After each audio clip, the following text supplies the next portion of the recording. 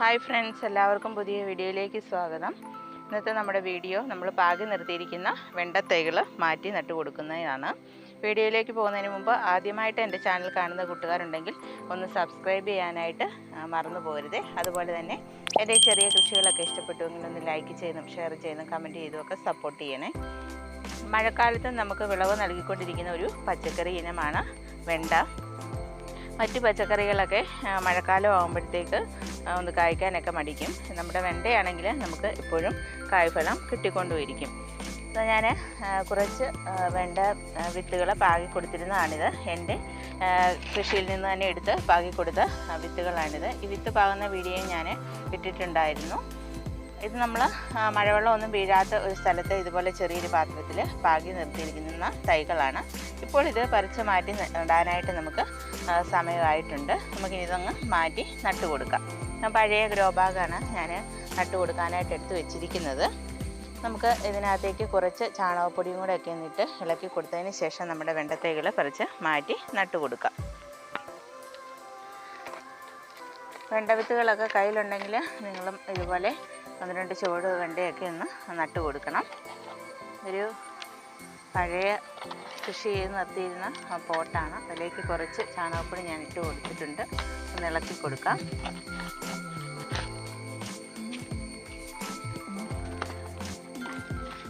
മഴയ്ക്ക് മുമ്പ് ഞാൻ കുറച്ച് വെണ്ടത്തൈകളും കൂടെ ഒക്കെ നട്ടു കൊടുത്തിട്ടുണ്ടായിരുന്നു.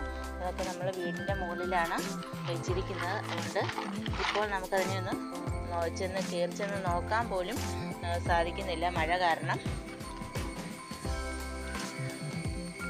ഇപ്പോൾ മഴ കഴിഞ്ഞതിന് ശേഷം മാത്രമേ, മഴയൊന്ന് കുറച്ച് കുറഞ്ഞതിന് ശേഷം മാത്രമേ നമുക്ക് ഒന്ന് കയറി നോക്കാനൊക്കെ പറ്റുകയുള്ളൂ.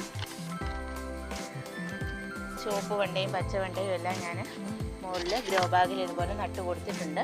നമുക്കിനി ഈ തൈ ഇതുപോലെ ഒന്ന് നട്ടു കൊടുക്കാം. വെണ്ടയ്ക്കൊന്നും അധികം വളത്തിൻ്റെ ഒന്നും ആവശ്യമില്ല. നമ്മുടെ കയ്യിലുള്ള വളങ്ങളൊക്കെ ചെയ്ത് കൊടുത്താൽ മതി. ഇടയ്ക്കിടയ്ക്കൊക്കെ കുറച്ച് ചാണകപ്പൊടിയൊക്കെ ഒന്ന് അതിൻ്റെ ചുവടൊക്കെ ഒന്ന് ഇളക്കിയതിന് ശേഷം ഇട്ട് കൊടുത്താൽ മതി. ഞാൻ എടുത്തപ്പോഴത്തേക്ക് വെണ്ടയുടെ ഒരു തണ്ട് അങ്ങ് ഒടിഞ്ഞു പോയി. വേറെ തൈ എടുക്കാം. വേര് കളയാതെ പറിച്ചെടുത്തതിന് ശേഷം നമുക്ക് നമ്മുടെ കൂട്ടിലേക്ക് മാറ്റി നട്ടു കൊടുക്കാം.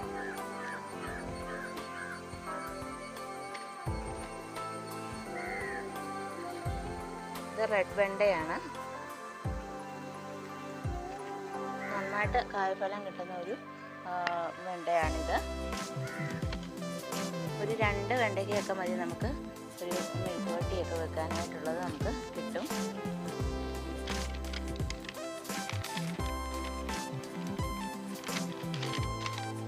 മഴയില്ലാത്ത സമയത്തൊക്കെ കുറച്ച് പച്ചച്ചാണകമൊക്കെ പുളിപ്പിച്ചതൊക്കെ അതിൻ്റെ ചുവട്ടിലൊക്കെ ഒന്ന് ഒഴിച്ച് കൊടുക്കുകയാണെങ്കിൽ നമുക്ക് വെണ്ടയിൽ നിറയെ പൂക്കുകയും കായ്ക്കുകയും ഒക്കെ ചെയ്യും.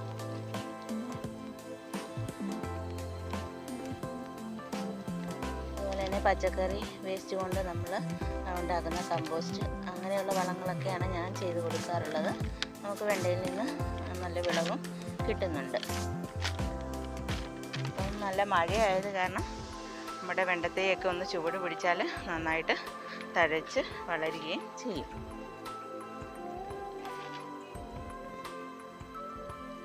മഴയത്തല്ല ഇത് ഞാൻ വെച്ചിരുന്നത്. എന്നിട്ട് നമ്മുടെ വെണ്ടയെല്ലാം ചെരിഞ്ഞ് പോയി.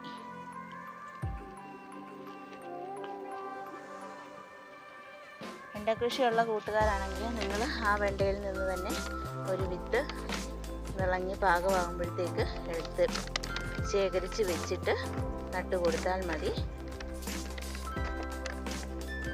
നമുക്ക് നമ്മുടെ വീട്ടിലേക്ക് ആവശ്യമായിട്ടുള്ള വെണ്ടയൊക്കെ കിട്ടുകയും ചെയ്യും. വെണ്ടയ്ക്ക കിട്ടുകയും ചെയ്യും. അടുത്തൊരു വീഡിയോയുമായിട്ട് നമുക്ക് വീണ്ടും കാണാം. നന്ദി.